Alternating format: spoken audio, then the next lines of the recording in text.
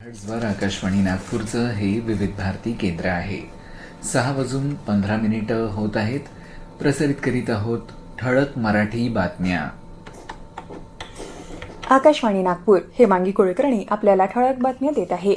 मुख्यमंत्री सहायता कक्ष, Bharat petroleum corporation limited foundation आणि टाटा मेमोरियल सेंटर यांच्यात बालकांच्या कर्करोगाच्या उपचारासाठी सामंजस्य करार करण्यात आला. या प्रकल्पासाठी बीपीसीएल फाउंडेशनकडून सामाजिक दायित्वामध्ये विशेष निधी देण्यात येणार आहे. या सामंजस्य करारामुळे बालकांच्या कर्करोग उपचारामधले आर्थिक अडथळे कमी होणार असून सर्वसामान्यांपर्यंत गुणवत्तापूर्ण उपचार पोहोचणार आहे. कर्करोगाशी झुंज देणाऱ्या बालकांच्या जीवनात सकारात्मक बदल घडवण्यासाठी या करारामुळे मोठी मदत होत असल्याचं मुख्यमंत्री देवेंद्र फडणवीस यांनी सांगितलं. देशातल्या 300 कोटी रुपयांपर्यंतच्या महामार्ग प्रकल्पांसाठी 1 वर्ष तर 301 ते 500 कोटी रुपये खर्चाच्या रस्ते बांधकाम प्रकल्पांसाठी 1.5 वर्षाचा पायाभूत बांधकाम कालावधी निश्चित केल्याची माहिती रस्ते वाहतूक आणि महामार्ग मंत्रालयानं दिली आहे. त्यापुढच्या म्हणजेच 501 ते 1,500 कोटी रुपये खर्चाच्या महामार्गांसाठी हा कालावधी 24 महिन्यांचा असेल. रस्ते बांधणीत येणाऱ्या भौगोलिक अडचणींचं निराकरण करण्यासाठी अतिरिक्त 1 वर्षाचा कालावधी दिला जाईल, असं मंत्रालयानं आपल्या परिपत्रकात म्हटलं आहे.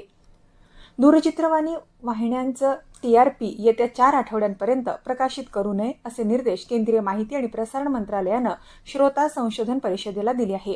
पश्चिम आशियातल्या संघर्षाच्या पार्श्वभूमीवर काही वाहिन्यांवर अनावश्यक संवेदनशील दृश्य आणि काल्पनिक बातम्या दाखवल्या जात असल्याचं आढळून आल्यानं हा निर्णय घेण्यात आला आहे. अशा प्रसारणामुळे नागरिकांमध्ये भीती निर्माण होऊ नये हा त्यामागचा उद्देश आहे.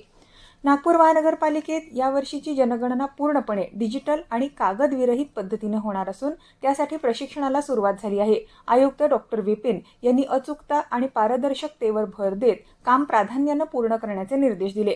सध्या 60 फील्ड ट्रेनरला प्रशिक्षण दिलं जात असून उर्वरित 31 जणांचं प्रशिक्षण 9 एप्रिलपासून सुरू होणार आहे.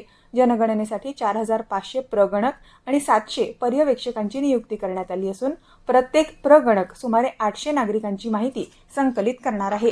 IPL क्रिकेट स्पर्धेत आजचा सामना राजस्थान रॉयल्स आणि मुंबई इंडियन्स यांच्यात होणार आहे.